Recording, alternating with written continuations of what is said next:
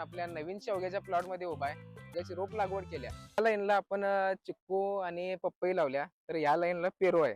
ते शेवग्याच्या लाईनच्या मध्ये आपण सगळा ऊस लागवड करणार आहे इथं. नमस्कार मित्रांनो, स्वागत आहे तुमच्या आजच्या व्हिडिओमध्ये. तर आपण आपल्या नवीन शेवग्याच्या प्लॉट मध्ये उभा आहे आणि हा नवीन शेवग्याचा प्लॉट साधारण 1 एकरचा प्लॉट आहे. भर उन्हाळ्यामध्ये याची लागवड केल्या.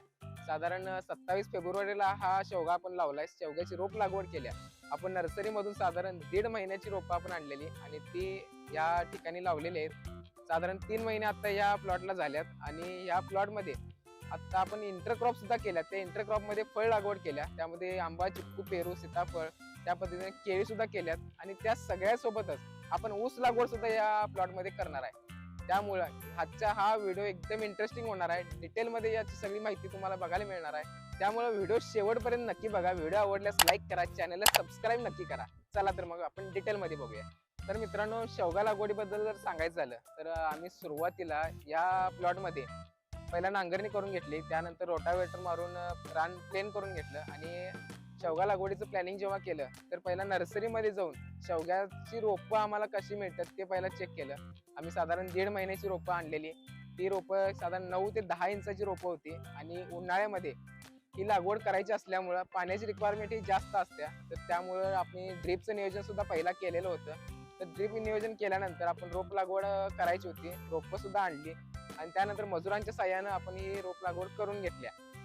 तर रोप लागवड आपण करताना 12 बाय 12 फुटावर ही रोप लागवड आपण केल्या. याचं मेन कारण म्हणजे आपल्याला यामध्ये इंटरक्रॉप करायचं होतं आणि इंटरक्रॉप म्हणून आपण फ्रूट लागवड करायची होती. त्यामध्ये आंबा, चिक्कू, पेरू, सीताफळ, केळी आणि त्यामध्ये मेन म्हणजे ऊस सुद्धा लावायचा होता. त्यामुळे आपण हा 12 बाय 12 डिस्टन्स ठेवून या शेवग्यात लागवड आपण केलेली आहे.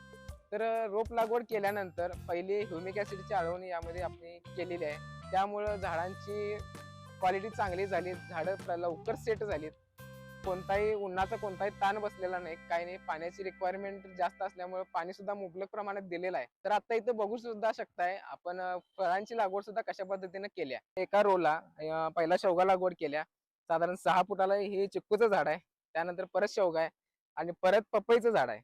म्हणजे जर बघायचं झालं तर चिक्कूची झाडं जेव्हा मोठी होतील त्यावेळेला शेवगा आणि पपई हे झाडं इथून निघून जातील आणि ती झाडं मोठी झाल्यानंतर त्याचं सुद्धा उत्पादन आपल्या इथं मिळायला चालू होणार आहे. आता त्या लाईनला आपण चिक्कू आणि पपई लावल्या, तर या लाईनला पेरू आहे. बघू शकता इथं एक शेवग्याचं झाड आहे, एक पेरूचं झाड आहे. पेरूचं सुद्धा 1 ते 1.5 वर्षानंतर याचं सुद्धा उत्पादन चालू होईल आणि त्याला लागूनच आपण ऊस लागवड केल्या. प्रत्येक शेवग्याच्या लाईनच्या मध्ये आपण सगळा ऊस लागवड करणार आहे इथं आणि हा ऊस साधारण 8 महिन्यानंतर याचं हार्वेस्टिंग होणार आहे. या हिशोबाने आपलं प्लॅनिंग आहे सगळं. आणि आता या ठिकाणी बघा, आपण 2 शेवग्याच्या मध्ये केळी लागवड केल्या. म्हणजे सर्वसाधारण सगळ्या प्रकारच्या झाडांची लागवड इथं आपण केलेली आहे.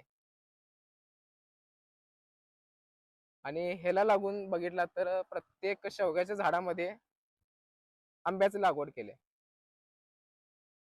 म्हणजे आता 3 ते 4 वर्षानंतर जेव्हा शेवगा लागवड पूर्ण निघून जाईल, तेव्हा आंब्याची झाडं मोठी असणार आहेत आणि त्याचं सुद्धा उत्पादन इथं चालू होणार आहे. आणि ह्या 2 झाडांच्या मध्ये जी लाईन आहे, इथं आपली ऊस लागवड आता सध्या चालू आहे. कारण ऊस आणताना सुद्धा आपण ऊस संशोधन केंद्र तिथून आपण ही ऊसाची रोपं आणल्यात. ऊसामध्ये डोळा सुद्धा नाही आहे. संशोधन केंद्रातून तयार केलेले ऊस आहेत.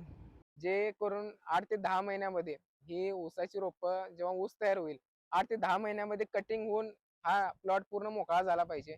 कारण त्यावेळेला आपल्या शेवग्याचं उत्पादन चालू असणार आहे. त्यामुळं ऊसाची अडचण होऊ नये, त्यामुळं त्यासाठी 8 ते 10 महिन्यात ऊसाचं कटिंग व्हायला पाहिजे, हे नियोजन आम्ही यामध्ये केलेलं आहे. आता या ठिकाणी बघू शकता ऊस कशा पद्धतीने आहे. आपण ऊस संशोधन केंद्रातून ही ऊसाची रोपं आणल्यात.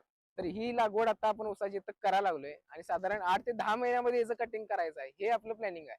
आणि ते व्हायलाच पाहिजे, कारण रोपवाटिकेसाठी 8 ते 10 महिन्याची ऊसं लागतात आणि त्या नियोजनातच आपण हे सगळं केलेलं आहे. तर हे नियोजन तुम्हाला कसं वाटलं? आता जे आपण फळ लागवड यामध्ये केल्या, तर ह्या फळांचं उत्पादन साधारण 2.5 ते 3 वर्षानंतर चालू होते आणि यामध्ये बघितलात तर फक्त केळी आणि लिंबू आणि पपई हे 3च क्रॉप असे आहेत की साधारण 1 वर्षानंतर याचं उत्पादन चालू आहे. म्हणजे शेवग्याबरोबर त्या त्या पिकांचं उत्पादन चालू होणार आहे. शेवग्याचं उत्पादन आपल्याला 6 महिन्यानंतर चालू होतंय. ते उत्पादन घ्यायचं. 3 वर्षानंतर आपण शेवगाची झाडं काढायचं आणि त्यानंतर फळ जी लागवड जी केल्या तर त्या फळांचं उत्पादन तिथून पुढे चालू होईल. हे नियोजन आपण आज या पद्धतीने केलेलं आहे. ऊस लागवड करण्याचं कारण म्हणजे आपल्याला एक्स्ट्रा इन्कम घ्यायचा होता. जे मध्ये मोकळा पट्टा आहे. शेवग्याची झाडं मोठी होऊपर्यंत आपल्याला ऊस उत्पादन यामध्ये घ्यायचं होतं. एक्स्ट्रा इन्कम मिळतोय. आपल्याला घातलेला खर्च सुद्धा यामध्ये काढायचा आहे. त्या नियोजनामुळे आपण ह्या ऊस लागवड इथं केलेला आहे. तर मित्रांनो हा सगळा प्लॉट जो आहे हा डेमो प्लॉट म्हणून सुद्धा आपण म्हणू शकतोय. साधारण ह्यामधलं मला काही नॉलेज नाही आहे. मला जसं आयडिया येतील त्यानुसार मी हा प्लॉट करायला लागलोय. पहिला शेवगा लागवड केल्या. त्यानंतर त्यामध्ये इंटरक्रॉप म्हणून करायचं नियोजन ठरलं, तर ती फळ लागवड केली. इन्कम अजून एक्स्ट्रा इन्कम मिळण्यासाठी आपण ऊस लागवड सुद्धा केल्या. हे सगळं केले. ह्याच्यामध्ये मी काय तज्ञ नाही आहे, काही नाही आहे. तर मला जसं जमल तसं मी केले आणि मी जे काय काय करणार आहे हे तुम्हाला व्हिडिओच्या माध्यमातून नक्कीच सांगणार आहे. साधारण 4 ते 5 वर्ष झाले शेती करतोय. माझं गांडूळ खताचं पण प्रोजेक्ट आहे. त्यामुळं मला जसं जमतंय, जसं नवीन नॉलेज येईल त्यानुसार मी हा प्लॉट करत आहे. हा डेमो प्लॉटच म्हणू शकतोय आपण. थोडं पैसे आपण खर्च करणार आहे ते उत्पादनातून 100% मिळणार ह्याची मला खात्री आहे. त्यामुळं हा प्लॉट 100% सक्सेस करणारच, काय वाटेल ते होऊ दे. तर कसा वाटला हा प्लॉट तुम्हाला कसा वाटला कमेंटमध्ये नक्की सांगा. नियोजन कसं वाटलं कमेंटमध्ये नक्की सांगा. चला तर भेटूया नेक्स्ट व्हिडिओमध्ये.